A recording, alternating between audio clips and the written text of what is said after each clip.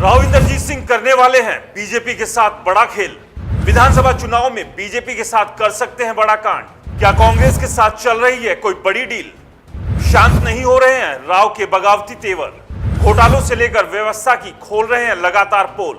नमस्कार दोस्तों, मेरा नाम है राज के वर्मा और आप देख रहे हैं रिपोर्टर जी। अगर आपने रिपोर्टर जी चैनल को सब्सक्राइब नहीं किया तो दोस्तों चैनल को सबसे पहले सब्सक्राइब जरूर कर लीजिए। चलिए बात करते हैं हरियाणा के विधानसभा चुनाव की राजनीति और इस सब के बीच बीजेपी और राव इंद्रजीत सिंह की। हरियाणा में विधानसभा चुनाव अक्टूबर में होने, ऐसे में तमाम दल तमाम तरह की तैयारियां कर रहे हैं और दावे भी ठोक रहे हैं कि इस बार सत्ता में वो आएंगे। बीजेपी कह रही है कि 2 बार तो सत्ता में वो रह चुकी और अब तीसरी बार सरकार बनाएगी। तो वहीं कांग्रेस ने साफ कर दिया है कि जिस तरह से लोकसभा में बीजेपी को हाफ किया था, विधानसभा में साफ कर देगी।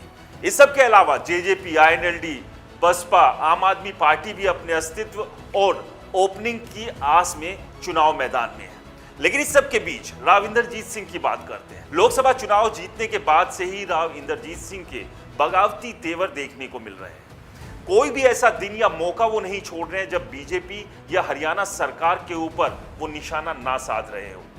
एक के बाद एक वो लगातार ऐसे बयान दे रहे हैं जिससे बीजेपी टेंशन में आ रही है और बीजेपी की सरकार के ऊपर ही सवाल खड़े हो रहे हैं। हाल ही में उन्होंने 350 करोड़ के घोटाले की शंका जाहिर करते हुए नायब सिंह सैनी को एक लेटर लिखा था और कहा था कि गुरुग्राम नगर निगम में जिस इको ग्रीन कंपनी को ठेका दिया गया था उसकी जांच कराई जाए कि इस पूरे के पूरे 350 करोड़ के घोटाले में कौन कौन शामिल है।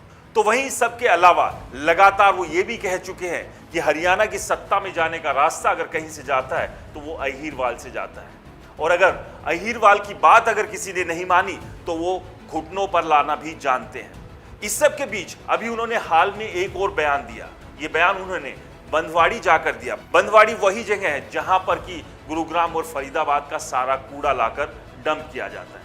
वहां के लोगों से उन्होंने मुलाकात की। उस दौरान उन्होंने कहा कि अगर बंदवाड़ी से समस्या का समाधान अगर सरकार नहीं निकालती है तो दिसंबर में वो अपनी ही सरकार के खिलाफ धरने पर बैठ जाएंगे।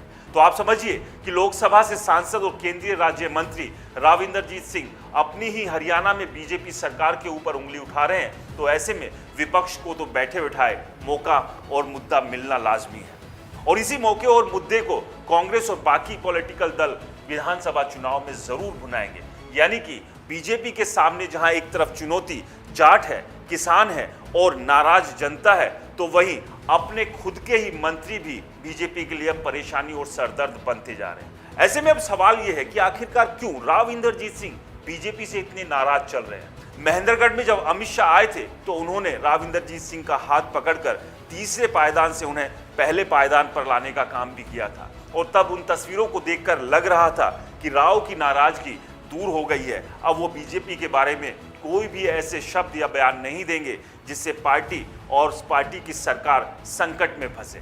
लेकिन चंद दिन तो राव इंद्रजीत सिंह खामोश रहे, लेकिन उसके बाद जब खामोशी टूटी तो एक के बाद एक फिर से वही बयान उनके देखने और सुनने को मिल रहे हैं। इसके पीछे कई वजह बताई जा रही है। पहली, उनकी वो नाराजगी जो केंद्र में उन्हें पूर्ण मंत्री का दर्जा नहीं मिला और मनोहर लाल खट्टर पहली बार जीत कर आए और उन्हें केंद्रीय मंत्री बना दिया गया। दूसरी, बेटी आरती राव के लिए वो लगातार 2 बार से बीजेपी से टिकट मांग रहे हैं, लेकिन उन्हें हर बार निराशा हाथ लगी। इस बार किसी भी हाल में वो आरती राव को टिकट दिलाकर चुनाव के मैदान में उतारना चाहते हैं, लेकिन अभी तक बीजेपी की तरफ से कोई ग्रीन सिग्नल नहीं मिल पाया है। तीसरी, राव साहब चाहते हैं कि अहीरवाल में उनके समर्थकों को ज्यादा से ज्यादा टिकट मिले और उसके लिए उन्होंने अभी से ही प्रेशर पॉलिटिक्स का दांव खेलना शुरू कर दिया है, क्योंकि जानकारों के मुताबिक अहीरवाल में राव इंद्रजीत सिंह 11 में से 7 सीटें चाहते हैं, लेकिन इन 7 की 7 सीटों पर बीजेपी राजी होगी, अपनी रजामंदी देगी, ऐसा संभव दिखाई नहीं दे रहा है। और यही वजह है कि राव साहब खुलकर अपनी ही पार्टी और अपनी ही पार्टी की सरकार पर निशाना साध रहे हैं।